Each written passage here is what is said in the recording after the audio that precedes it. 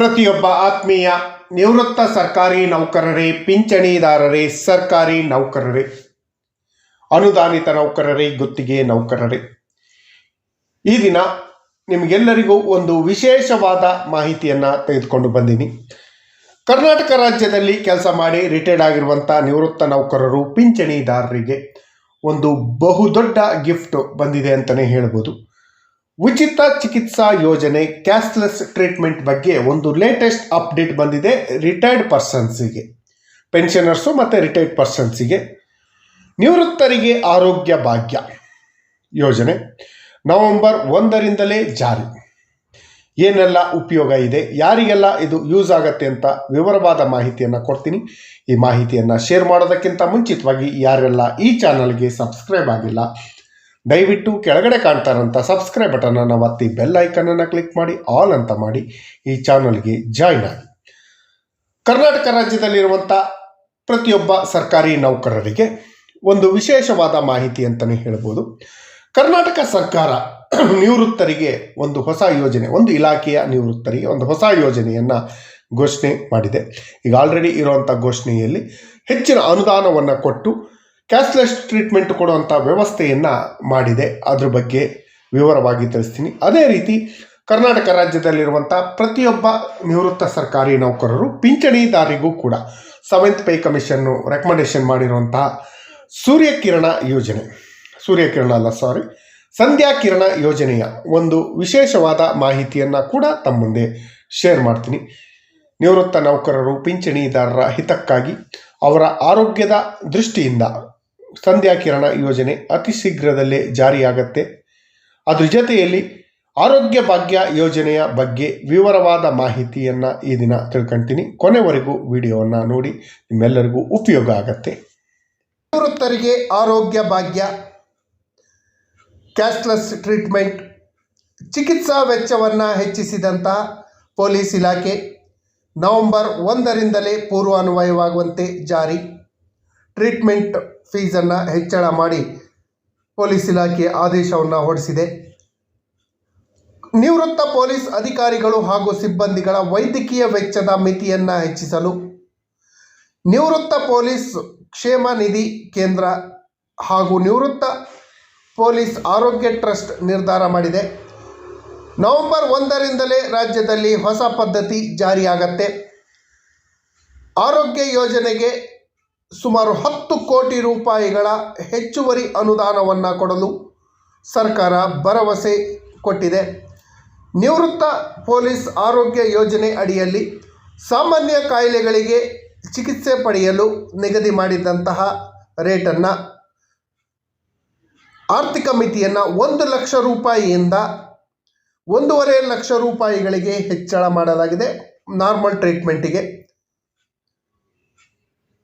ಅದೇ ರೀತಿ ಗಂಭೀರತರದ ಕಾಯಿಲೆಯ ಚಿಕಿತ್ಸೆಗಾಗಿ 2 ಲಕ್ಷ ರೂಪಾಯಿ ಇದ್ದಂಥ ಮಿತಿಯನ್ನು 3 ಲಕ್ಷ ರೂಪಾಯಿಗಳಿಗೆ ಹೆಚ್ಚಳ ಮಾಡಿ ರಾಜ್ಯದ ಪೊಲೀಸ್ ಮಹಾನಿರ್ದೇಶಕರಾದ ಶ್ರೀ ಡಾಕ್ಟರ್ MA ಸಲೀಂ ರವರ ನೇತೃತ್ವದಲ್ಲಿ ಇತ್ತೀಚೆಗೆ ನಡೆದ ಸಭೆಯಲ್ಲಿ ವೈದ್ಯಕೀಯ ವೆಚ್ಚವನ್ನು ಹೆಚ್ಚಿಸುವಂಥ ತೀರ್ಮಾನವನ್ನು ಕೈಗೊಳ್ಳಲಾಗಿದೆ.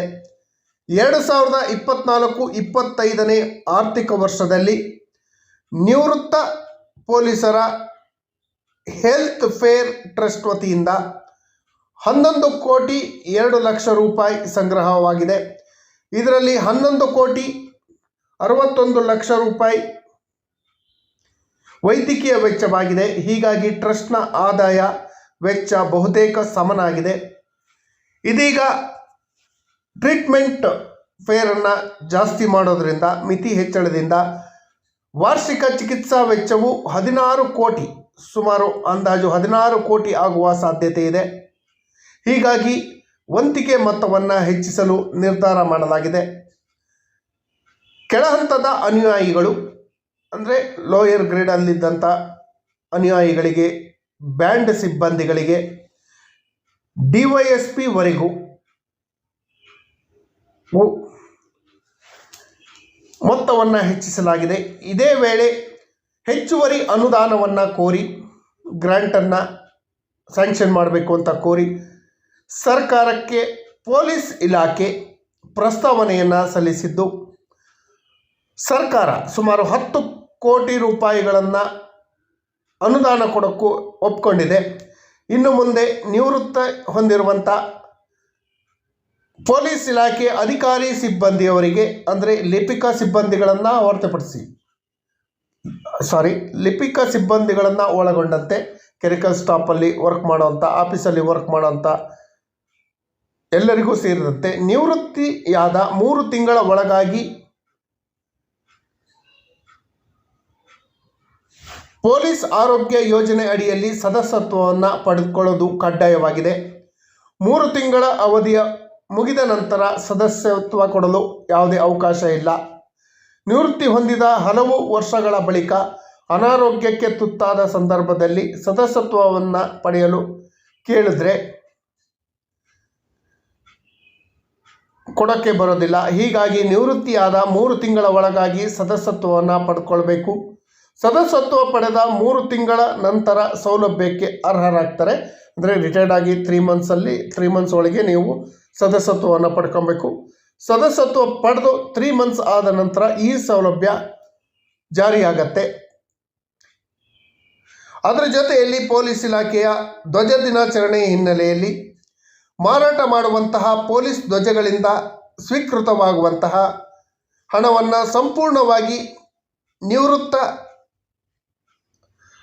ಪೊಲೀಸ್ ಅಧಿಕಾರಿ ಸಿಬ್ಬಂದಿಗಳ ಕ್ಷೇಮಾಭಿವೃದ್ಧಿಗೆ ಬಳಸಿಕೊಳ್ಳಲು ನಿರ್ಧಾರ ಮಾಡಲಾಗಿದೆ.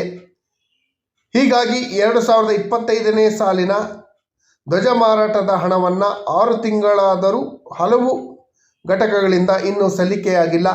ಹಾಗಾಗಿ ಶೀಘ್ರವಾಗಿ ಸಲ್ಲಿಕೆ ಮಾಡುವ ಬಗ್ಗೆ ಸಭೆಯಲ್ಲಿ ಸೂಚಿಸಲಾಗಿದೆ. ಏನು ಪರಿಷ್ಕೃತ ವಂತಿಕೆ ಎಷ್ಟಿತ್ತು, ಈಗ ಎಷ್ಟಾಗತ್ತೆ ಅಂತ. DYSP ಅವರಿಗೆ 3,600 ರೂಪಾಯಿ ಇತ್ತು, ಅದನ್ನು 4,800 ರೂಪಾಯಿಗೆ ಹೆಚ್ಚಳ ಮಾಡಿದೆ. PI PSI ಅವರಿಗೆ 3,000 ರೂಪಾಯಿ ಇದ್ದಿದ್ದನ್ನು 4,200 ರೂಪಾಯಿಗೆ ಹೆಚ್ಚಳ ಮಾಡಲಾಗಿದೆ. ASI ಹಾಗೂ ಹೆಡ್ ಕಾನ್ಸ್ಟೇಬಲ್ಗಳಿಗೆ 2,400 ರೂಪಾಯಿ ಇದ್ದಂಥ ವಂತಿಕೆಯನ್ನು 3,000 ರೂಪಾಯಿಗಳಿಗೆ ಹೆಚ್ಚಳ ಮಾಡಿದೆ.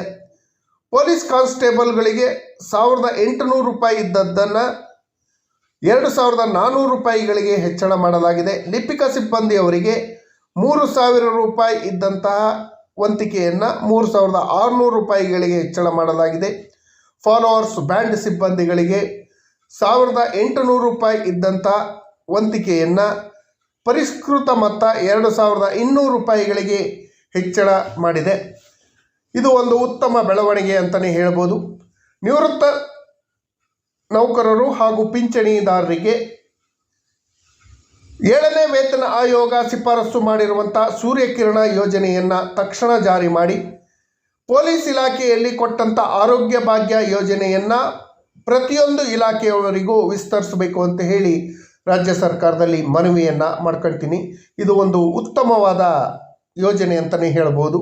ಹಲವು ದಶಕಗಳಿಂದ ಪೊಲೀಸ್ ಇಲಾಖೆಯ ನೌಕರರು ಹಾಗೂ ನಿವೃತ್ತ ನೌಕರರು ಆರೋಗ್ಯ ಭಾಗ್ಯ ಯೋಜನೆಯ ಲಾಭವನ್ನು ಪಡ್ಕೊಳ್ತಾ ಇದ್ದಾರೆ.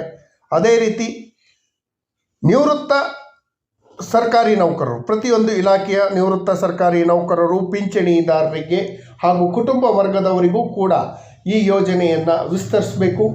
ಕ್ಯಾಶ್ಲೆಸ್ ಟ್ರೀಟ್ಮೆಂಟನ್ನು ಪ್ರತಿಯೊಬ್ಬರಿಗೂ ಕೊಡುವಂಥ ವ್ಯವಸ್ಥೆಯನ್ನು ಮಾಡಬೇಕು. ರಿಟೈರ್ಡ್ ಆದ ನಂತರ ಬರುವಂಥ ಅಲ್ಪ ಸ್ವಲ್ಪ ಪಿಂಚಣಿಯಲ್ಲಿ ಅವರ ಆರೋಗ್ಯವನ್ನು ಕಾಪಾಡಿಕೊಳ್ಳೋದು, ಚಿಕಿತ್ಸೆಯನ್ನು ಪಡೆಯೋದು,